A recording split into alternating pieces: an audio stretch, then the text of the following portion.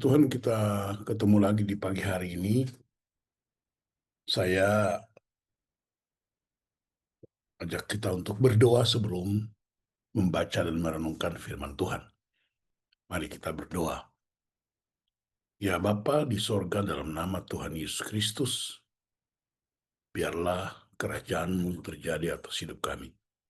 Engkau Raja atas hidup kami. Dan Roh Kudus tolong kami untuk menjadi rakyat yang taat kepadamu. Kami anak-anak-Mu. Dalam nama Tuhan Yesus Kristus, haleluya. Amin. Tema kita masih tetap Pursuing Holiness, kejarlah kekudusan. Dan khusus untuk minggu ini, temanya Living in the Light of Holiness. Hidup dalam terang kekudusan.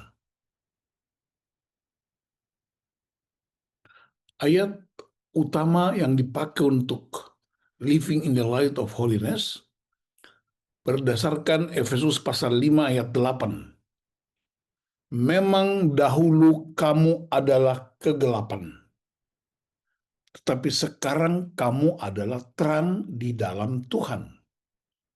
Sebab itu, hiduplah sebagai anak-anak terang. Saya ulangi, memang dahulu kamu adalah kegelapan, tetapi sekarang kamu adalah terang di dalam Tuhan. Sebab itu hiduplah sebagai anak-anak terang. Ayat ini menerangkan secara eksplisit bahwa kekudusan definitif atau kekudusan permanen itu memberi ruang bagi kekudusan progresif. Artinya tidak cukup merasa dikuduskan oleh Tuhan, tetapi mesti melakukan sesuatu untuk merespons keputusan Tuhan atas hidup kami, atas hidup kita. Ya, waktu Tuhan ciptakan dunia, ya, Alkitab Kejadian 1 bilang gelap gulita memenuhi bumi dan Roh Allah melayang-layang di atas permukaan air. Allah berfirman, jadilah terang. Jadi, waktu Tuhan ciptakan dunia, Tuhan tidak singkirkan gelap dari terang, tapi Dia pisahkan. Ya, saya ulangi, Tuhan tidak singkirkan gelap dari terang, tapi Dia hanya pisahkan terang dari gelap. Supaya terang itu dapat menjadi terang, Dia berotoritas, berkuasa atas kegelapan. Bagaimana mungkin orang jadi raja, tapi kalau nggak ada rakyatnya? Ada rakyat, tapi kalau nggak ada rajanya. Bahkan kalau ada raja, ada rakyat, pasti ada wilayah kekuasaan. Kalau ada wilayah kekuasaan, pasti ada undang-undangnya. Pasti ada alat komunikasinya. Maka kita percaya firman Tuhan, Yesus itu raja di atas segala raja, Dia raja atas kita. Kalau Dia raja, kita rakyatnya yang kemudian kita menyebut diri kita anak-anak kerajaan. Kalau ada kerajaan, ada raja, ada rakyat, maka ada undang-undangnya. Ada peraturannya. Itu firman Allah. Ada alat komunikasinya, Roh Kudus, dan isi kerajaan Allah menurut Paulus dalam Roma 14 ayat 17, yaitu kebenaran, ya, damai sejahtera, sukacita oleh Roh Kudus. Berarti Roh Kudus yang menggerakkannya. Karena di bagian lain Rasul Paulus berkata bahwa firman itu pedang roh.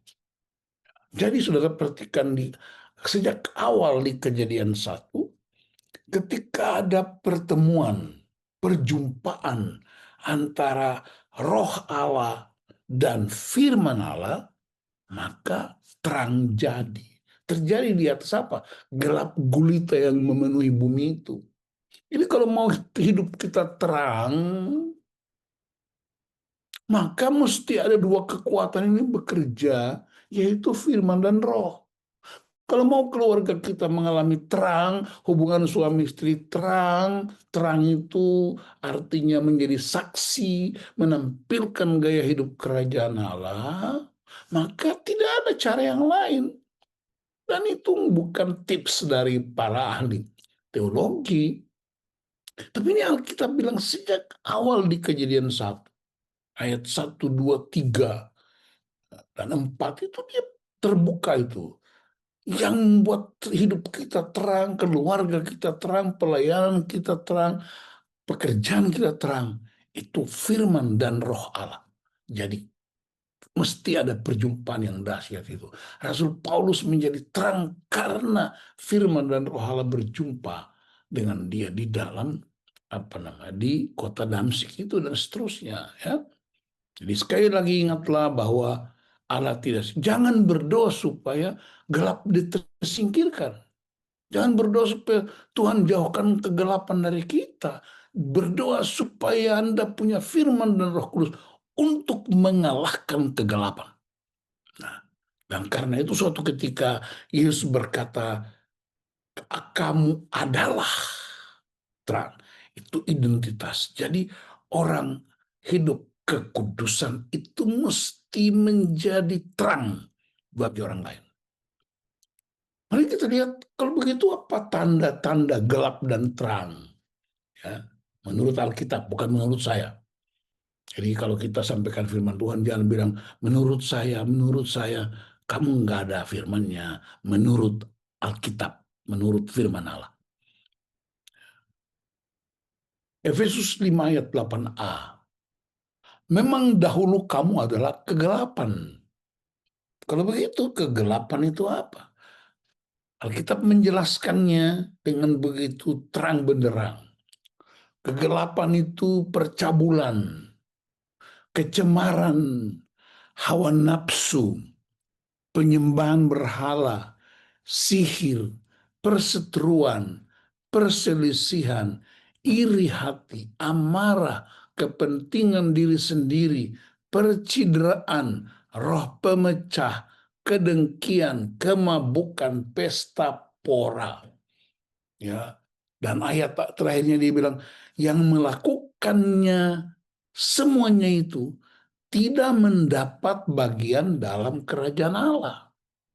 Berarti orang-orang yang hidup di dalam daftar-daftar yang diucapkan di Galatia 5 juga diucapkan juga di 1 Korintus 6 dan diucapkan juga di Wahyu. Ayat-ayat yang sama, ciri-ciri yang sama diulangi 3 kali dalam kitab 1 Korintus, Efesus, dan Wahyu.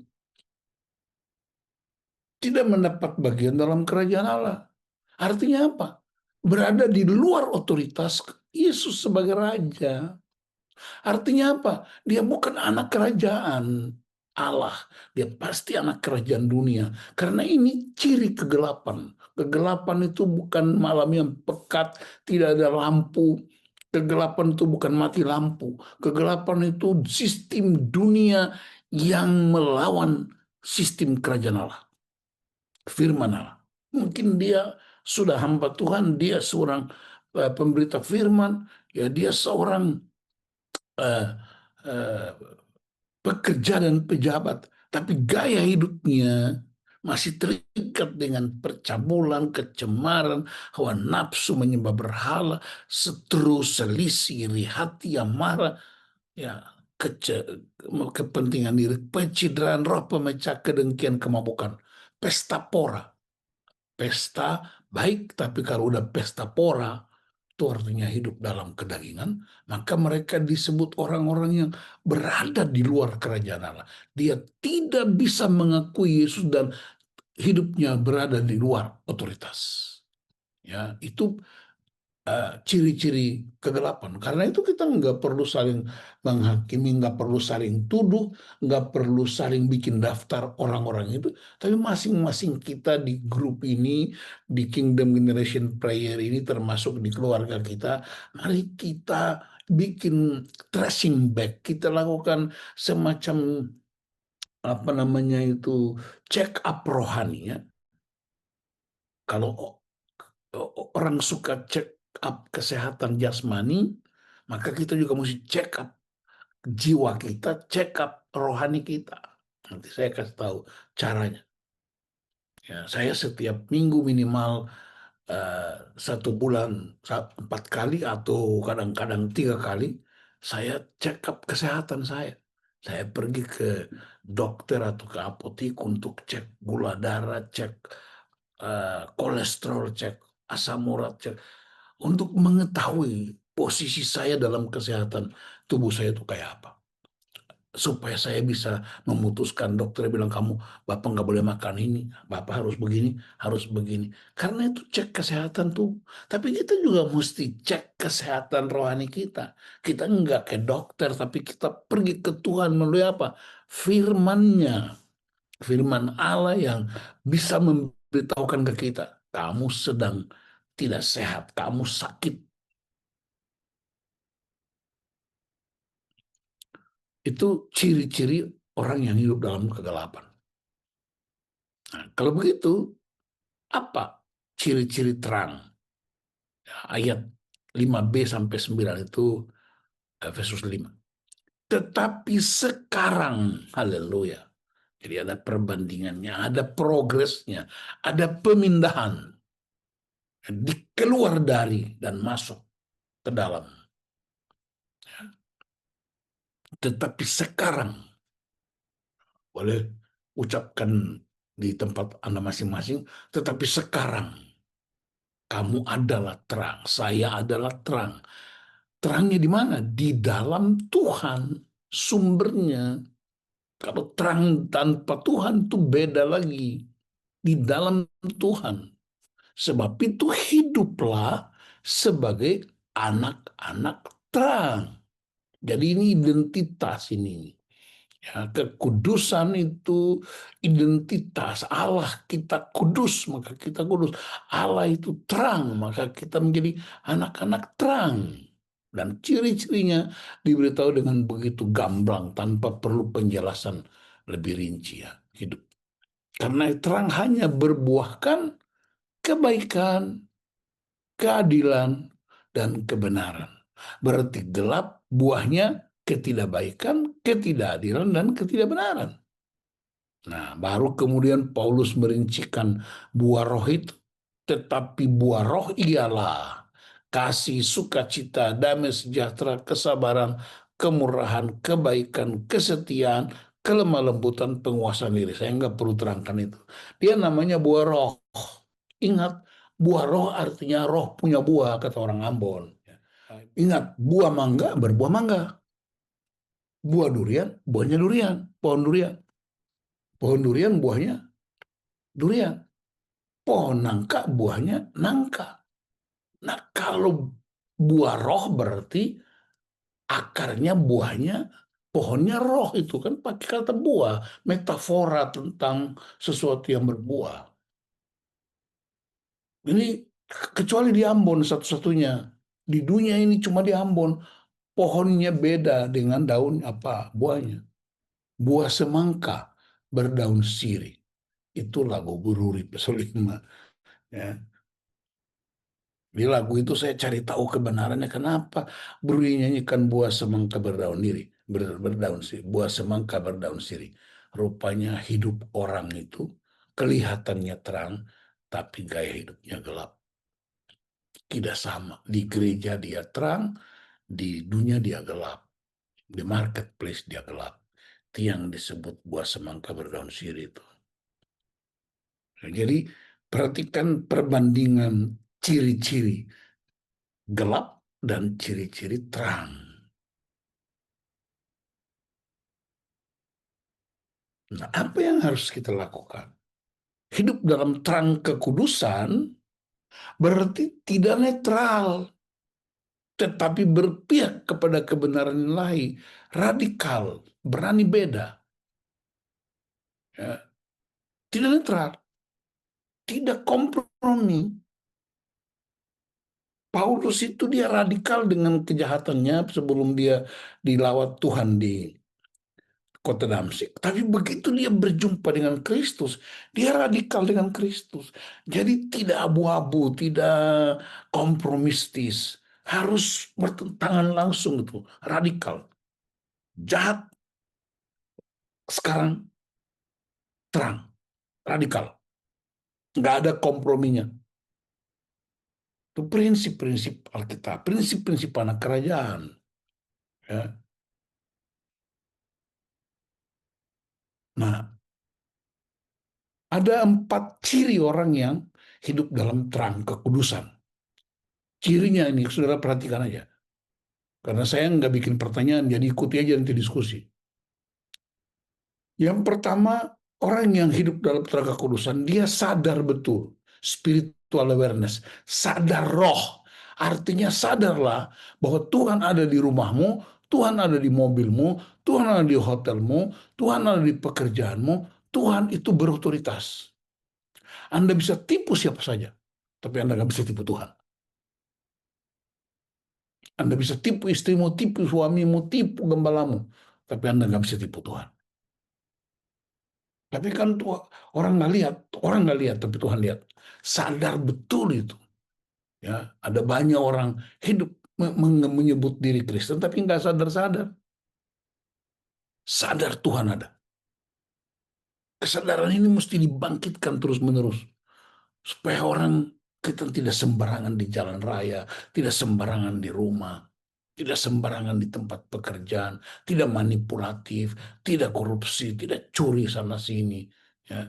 Tidak nonton-nonton film-film porno di toilet berlama-lama, ya. Jadi kalau ada pria yang berlama-lama di toilet rumahnya, itu mesti dicurigai. Ngapain terlalu lama di situ? Yang kedua, orang yang saat hidup dalam terang kekudusan, dia punya tujuan hidup, purpose life. Apa tujuan hidup kita? Bukan berhasil, bukan sukses, tapi tujuan hidup kita Yesus Kristus Tuhan. Paulus berkata, bagiku hidup adalah Kristus, mati itu sebuah keuntungan. Jadi dua-duanya punya kekuatan yang luar biasa. Yang ketiga, dia bertindak out of the box, beda karena kebenaran. Ya. Dan paling sering saya ketemu di rambu lalu lintas, udah merah, orang tetap jalan terus. Kita merah, kita berhenti, orang lain klakson. Kemarin Pak Arifin bilang di retreat, kalau kamu diomongin di belakang berarti kamu sedang di depan. Haleluya. Tapi saya tambahkan, tapi kalau orang ngomong di depan kamu berarti kamu ada di atas. Orang ngomongin kamu di depan kamu berarti kamu di atas. Kalau orang ngomongin kamu di belakang berarti kamu di depan. Itu tindakan out of the box. Yesus bikin tindakan out of the box. Apa out of the box Yesus? Tinggalkan sorga datang ke bumi, itu out of the box. Sorga yang mulia, yang luar biasa, almighty. Dia datang hidup bersama dengan orang-orang yang hina di bumi dan membuat mereka semakin dahsyat hidup mereka. Itu out of the box. Out of the box terjadi mana? Perkawinan di Kana. Ketika anggur habis, Maria bilang sama Yesus, mereka kehabisan anggur. Yesus bilang, belum waktuku. Tapi air berubah jadi anggur. Itu out of the box. Karena apa? Kebutuhan orang itu lebih utama daripada aturan-aturan. Bersedia beda. Beberapa hari yang lalu Ibu Nana jelaskan tentang Nuh. Dia berani berbeda dengan masyarakat. Membangun bahtera di atas bukit, di atas gunung. Itu out of the box. Tapi itu karena Tuhan yang suruh. Ya, out of the box-nya itu bukan supaya orang Batak bilang supaya si Panggaron, orang Ambon bilang supaya makan puji, ya, orang Manado bilang supaya bergaya. Itu out of the box-nya bukan itu. Out of the box-nya ialah melakukan firman Tuhan di tengah tengah ketidaksukaan orang atas kebenaran, bersedia dibenci karena lakukan kebenaran, bersedia ditinggalkan karena lakukan kebenaran.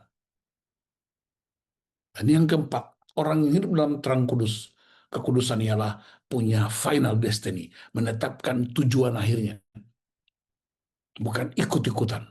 Saya punya tujuan akhir. Ya, tujuan hidup saya Kristus. Tapi secara pribadi saya menetapkan, ketika saya dipanggil Tuhan di atas batu nisan saya, kedua putra saya bersama dengan keluarganya, cucu-cucu saya akan mereka menulis, "He is my hero." Dia adalah pahlawanku. Dan karena itu, apapun yang kerjakan di muka bumi ini sebelum saya dipanggil Tuhan, saya mau. Mereka bilang, papi adalah pahlawan kami. Papiku adalah pahlawanku. My father is my hero. Itu penting supaya kita berjalan di koridornya. Itu 4 ciri orang yang hidup dalam terang, kekudusan. Nah, bagaimana caranya supaya kita tetap hidup kudus? Efesus 5, saya nggak bahas ayat yang lain. Jangan kamu mabuk oleh anggur, tetapi karena anggur menimbulkan hawa nafsu, tetapi hendaklah kamu penuh dengan roh. Dan akibat dari orang yang penuh dengan roh, berkata-kata seorang kepada yang lain dalam mazmur, kidung, puji-pujian, nyanyian rohani, bernyanyi dan bersorak bagi Tuhan dengan segenap hati, ucap syukur senantiasa atas segala sesuatu dalam nama Tuhan Yesus Kristus, dan rendahkanlah dirimu seorang kepada yang lain. Jadi manifestasi, implementasi, aksi nyata dari hidup dalam dipenuhi Roh Kudus. Dipenuhi Roh Kudus itu artinya apa? Ada firman Allah yang terus-menerus, maka yang keluar ini hasilnya. Dia selalu bersyukur, dia selalu menyanyikan puji-pujian. Ketika ada problem-problem yang muncul, dia tetap bersyukur dan menyembah dan memuji Tuhan. Dia bersyukur dalam segala situasi. Apapun Tuhan turut bekerja dalam segala sesuatu, mendatangkan kebaikan bagi orang-orang yang mengasihi Tuhan. Dia selalu mengutamakan orang lain dan membiarkan orang lain lebih utama dari dirinya. Dan Kristuslah yang melakukannya bagi kita. Nah, saya ingin menjelaskan 3 kesaksian singkat. Yang pertama, Kong Hee, cucu ke-74 dari Konghucu di China. Ini anak ini waktu saya ketemu di umur 40 tahun, ya 10 tahun lalu kurang lebih, di salah satu kota di China. Ini cucu atau generasi 74 asli tanpa campuran dari pemimpin besar itu, Konghucu, itu ya kita semua tahu nama itu. Dia kepala preman di wilayahnya di sebuah uh, kota di China. Saya sudah lupa nama kotanya, tapi kira-kira di provinsi Anhui atau Jilong. Ya. Dia kaya, kayak namanya juga keturunan Konghucu. Dia punya hotel, dia punya perusahaan, dia punya restoran. Anak masih muda, cakap orangnya, waktu itu baru 40 tahun. Kepala preman yang amat terkenal. Orang takut sama dia. Tapi ketika dia diajak untuk ikut camp pria sejati waktu itu, diam-diam dia mengalami firman Tuhan. Dia mengalami lawatan Tuhan yang dahsyat. Itu ibarat orang gambarkan dia waktu itu teman-temannya. Seperti Rasul Paulus yang berjumpa dengan Kristus di kota Damsyik. Dan anak muda ini, dia mengalami terobosan yang luar biasa. Waktu kami pertemuan di Bali, dia ikut.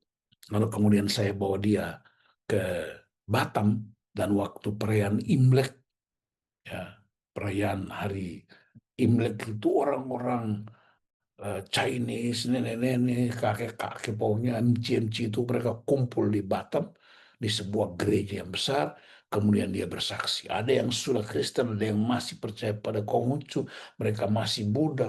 Lalu dia bilang begini, saya masih ingat kalimatnya itu waktu diterjemahkan. Dia bilang begini, saya generasi ke-74 dari Konghucu. Saya hormat betul sama moyang kami. Saya hormat pemimpin itu. Tapi saya sudah ambil keputusan bersama dengan keluarga saya. Kami percaya Yesus Kristus Tuhan jadi Raja atas hidup kami. Jadi saya anjurkan kepada Bapak Ibu yang ada di kota ini dan yang mendengar kebenaran ini, hormatilah pemimpin itu. Tapi serahkan dirimu untuk dipimpin oleh Yesus Kristus Tuhan. Saya sebagai pewaris generasi ke-74, itu saya ucapkan dengan roh takut akan Tuhan. Dan waktu itu saya tahu gereja itu, saya kenal gembalanya, ya sepertinya ada panen raya pada waktu itu. Orang-orang banyak yang ngomong ini ahli waris Konghucu, bagaimana orang nggak percaya. Ya, itu luar biasa. Itu buktinya bahwa dia radikal. Tadinya radikal dengan nama yang satu ini, dan kuasa kegelapannya, dan semua gaya-gaya dunia, ketika dia berjumpa dengan Kristus di sebuah camp, itu terjadi di hotelnya sendiri di atas bukit. Ya, saya waktu itu dengan tim, kami datang ke sana, dan puji Tuhan, dia bikin keputusan juga yang radikal. Dan saya dengar dia punya perusahaan semakin diberkati, karyawannya banyak yang dikirim ke camp, ya, dan mereka hidup dalam gereja. Waktu itu masih di gereja bawah tanah, ya undercover tuh, bukan bawah tanah, tapi maksudnya dikejar-kejar, tapi puji Tuhan, mereka mengalami kemajuan yang luar biasa. Kemudian yang kedua tentang Daud di Kaimana. Daud ini orang Ambon tetapi besar dan lahir di Papua di Kaimana. Dia kejahatan luar biasa. Dia itu disebut kepala suku preman di Kaimana. Dia kalau pukul istrinya itu mengerikan. Dia seret istrinya, dia aspal dengan rambut istrinya, rambut kering itu dia pegang di tangannya, kemudian dia seret istrinya. Tidak ada polisi yang tak apa urus dia. Bupati pun dia teror. Bupatinya bahkan Muslim. Namanya Dr. Anus Hasan Ahmad.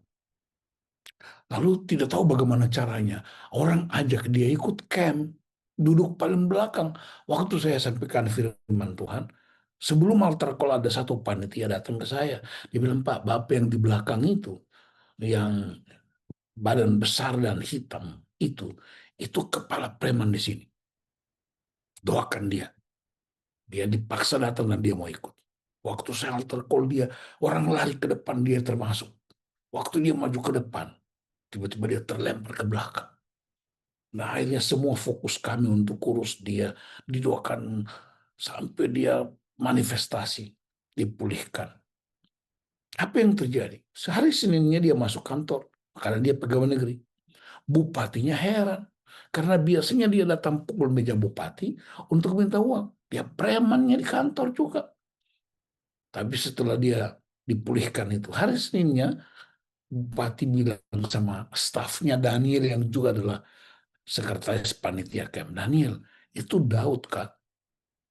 Iya Pak, biasanya dia masih mabuk-mabuk jalannya, datang todong-todong kita, kenapa sekarang begini? Daniel bilang, Pak, Daud itu kemarin selama 3 hari ikut camp pria sejati. Dan dia dilawat Tuhan dan hidupnya berubah. Apa itu pria sejati? Daniel terangkan. Dia bilang, kalau begitu, 1 bulan lagi kita wajibkan semua pegawai negeri pria, kita wajibkan wanita-wanita yang eh, Kristen, kita wajibkan guru-guru, undang itu pendeta datang lagi dan kita lakukan. Nah, 1 bulan kemudian, bupatinya biaya itu camp, saya dan Ibu Nana datang dan kami dibawa ke Pak Bupati. Lalu Pak Bupati bilang, saya ini Muslim, asli. Tapi saya mendengar, melihat Daud berubah. Saya rekomendasikan, saya biayai. Mulailah bikin buat para pegawai negeri, para guru, pegawai-pegawai swasta, pria-pria di kota ini. Dan dia biayai beberapa camp. Apa yang terjadi? Masyarakat yang suka jualan di pinggir pantai, yang warung-warung yang jualan rokok, jualan minuman. Mereka maki-maki kami. Mereka bilang, kurang ajar itu pria sejati itu. Siapa itu pendeta yang datang dari Jakarta untuk memporak-porandakan jualan kami? Kenapa mereka ngomong begitu? Karena orang yang jual rokok, rokoknya udah nggak laku. Jual minuman keras udah nggak laku. Karena pelanggan mereka udah ditangkap Tuhan. semuanya, dan mereka hidup dalam terang. Dan saya mendengar ya kesaksian sampai sekarang Daud dan keluarganya mengalami terobosan hidup, mereka berdampak.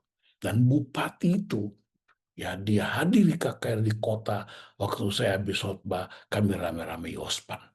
Setelah 1 tahun, 2 periode dia nggak jadi bupati, sekarang ini yang sedang kita bicara, dia sekarang bupati lagi, umur 74 tahun. Dan masyarakat pilih dia, orang Kristen. Padahal dia Muslim. Itu terobosan yang orang bersedia radikal. Nggak usah kompromi lagi. Terakhir Lazarus. Lazarus Mandacan. Ini juga kepala preman di Manokwari.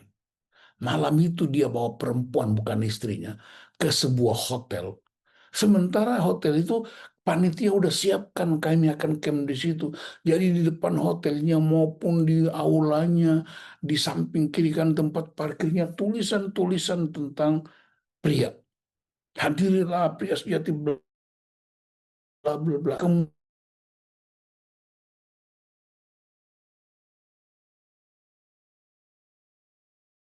Beli 2 minuman, 1 botol minuman, dia beli 2 bungkus rokok, jarum dan G Samsu. Kalau dia taruh di atas meja kamarnya, kemudian dia bilang begini, sobat, dia bilang sama minuman keras itu, cap namanya Yanti, botol yang tinggi dipanggilnya Yanti. Dia bilang, sobat Yanti dan 2 rokok ini, malam ini kita mau pesta perpisahan. Kemudian dia bakar rokoknya, dia isap, potong dikit, buang. Lalu dia minum sampai mabuk. Orang Ambon bilang mabuk terlalu. Jam 8 pagi, sesi udah mulai, saya sedang khotbah. Tiba-tiba pria ini masuk. Dia masuk dan dia goyang-goyang badannya. Dia mabuk dan benar-benar bau, bau luar biasa. Orang mau tangkap dia keluar, saya bilang tidak usah. Kalau dia mau dengar firman Tuhan, biarkan dia masuk.